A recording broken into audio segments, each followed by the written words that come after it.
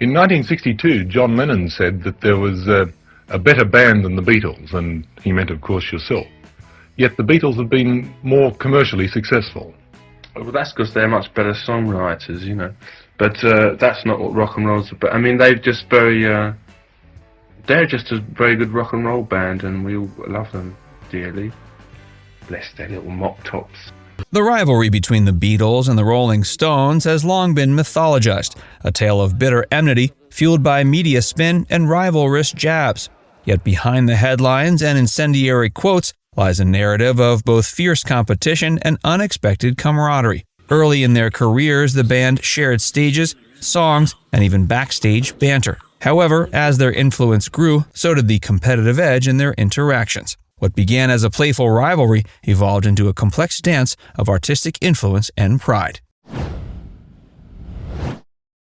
Setting the stage. In the early 60s, the British music scene was a cauldron of innovation and rebellion, birthing bands that would shape popular culture for generations. The Beatles and the Stones emerged almost simultaneously, each carving out a unique niche in an era hungry for change. Their first encounters were marked by mutual admiration and even collaboration. In 1963, the Beatles famously lent a hand to the upstart Stones by writing I Want to Be Your Man, a song that helped propel the Stones into the limelight. This early episode of cooperation not only underscored their shared roots in rhythm and blues, but also hinted at the underlying chemistry between the two groups. Despite this beginning, the media soon spun a narrative of rivalry. Critics and journalists, ever in search of sensational stories, began pitting the two bands against one another, fueling fan debates that pitted innovation against tradition. While the Beatles were celebrated for their sweeping musical experimentation and global appeal, the Stones were heralded as the gritty, rebellious heirs of the blues.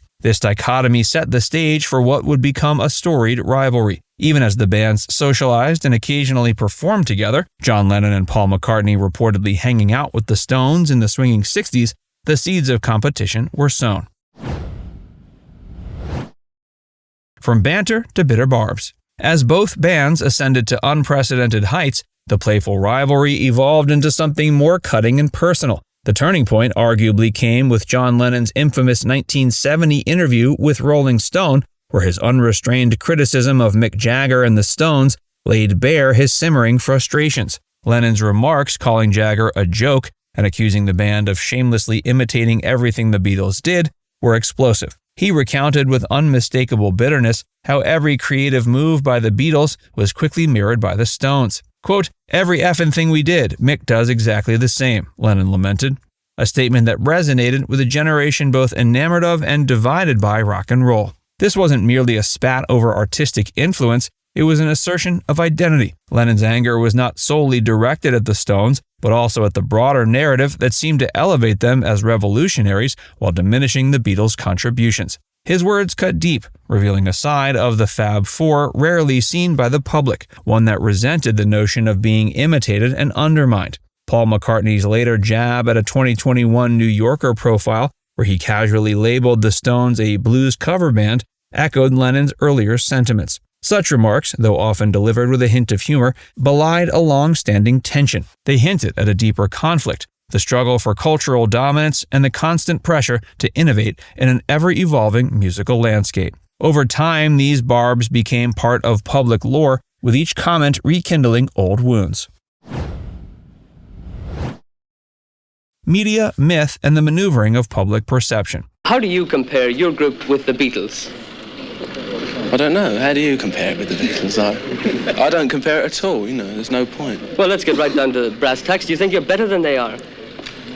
What? It's not the same group, so we just do what we want and they do what they want, and there's no point in going on and comparing us. So you can prefer us to them or them to us. This is diplomatic, you see. The media's role in perpetuating and amplifying the rivalry between the two bands can't be overstated. Journalists and critics, always eager for a scandal or a stirring headline, took isolated comments and recontextualized them as evidence of a deep-seated feud. What began as a series of offhand remarks soon transformed into a pervasive myth, the idea that these two bands were mortal enemies locked in an eternal battle for cultural supremacy. Tabloids and music magazines seized on Lennon's biting critiques and Jagger's evasive responses, constructing narratives that blurred the line between genuine animosity and playful competition. Headlines screamed of bitter rivalries and backstage fights, even as both bands continued to share moments of mutual admiration. For instance, the Beatles' support in their early years,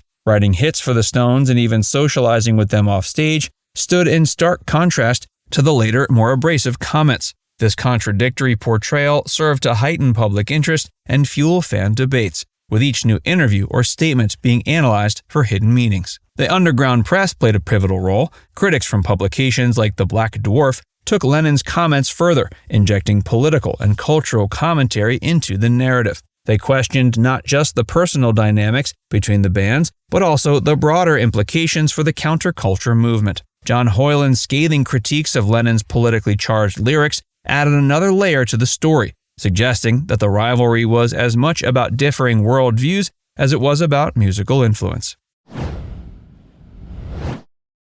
Imitation, innovation, and artistic influence. At the heart of the controversy lies the question of influence. While Lennon and McCartney's songwriting prowess and innovative studio techniques redefined popular music, the Stones' raw, blues-inflected sound offered an alternative vision of rock and roll. The tension between these approaches fueled accusations of imitation, a charge that Lennon levied forcefully in his interviews. According to Lennon, every creative move made by the Beatles was swiftly mirrored by the Stones, blurring the lines between inspiration and outright copying. One emblematic moment came when the Beatles casually crafted I Wanna Be Your Man, becoming the Stones' breakthrough single. What was intended as a supportive gesture soon became a subject of bitter reflection, with Lennon characterizing the song as a throwaway meant only to give the Stones a leg up. This episode, among others, encapsulated the paradox of their relationship, a blend of admiration, rivalry, and artistic cross-pollination. While the Beatles were pioneers of studio experimentation, pushing the boundaries with albums like Sgt. Pepper's Lonely Hearts Club Band, the Stones carved their own niche by evolving into a touring juggernaut, perfecting the art of live performance long after the Beatles had retired from the arena. Legacy and modern reflections. There's a lot to compare. I mean, and also we were always in a bit of competition with them. Were you inspired by each other, do you think? In a certain way, yeah. I was never the greatest fan. I mean, Keith liked them more than I did. He liked them more than I did. Yeah. But I think from a songwriting point of view, he liked them. And at that time, I wasn't really interested in writing songs. Right. So I didn't really appreciate perhaps that part.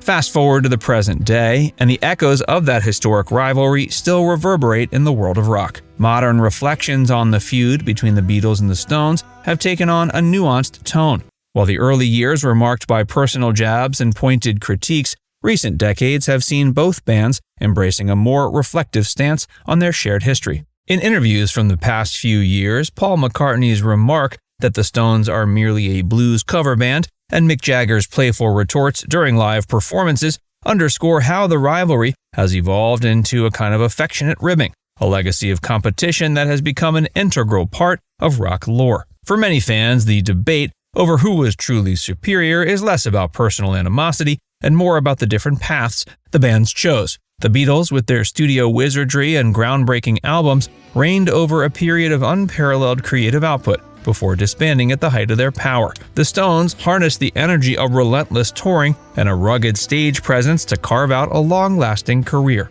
Their ability to adapt to the changing landscape of the music industry, transforming from a group of rebellious newcomers to seasoned stadium performers, has kept them in the public eye for over half a century. The enduring rivalry has also influenced how generations perceive rock and roll. The narrative of imitation, innovation, and mutual influence serves as a reminder that even the fiercest competitors can drive each other to greatness. Now it's time to hear from you. What do you think? Was the hate real or merely a media-fueled myth?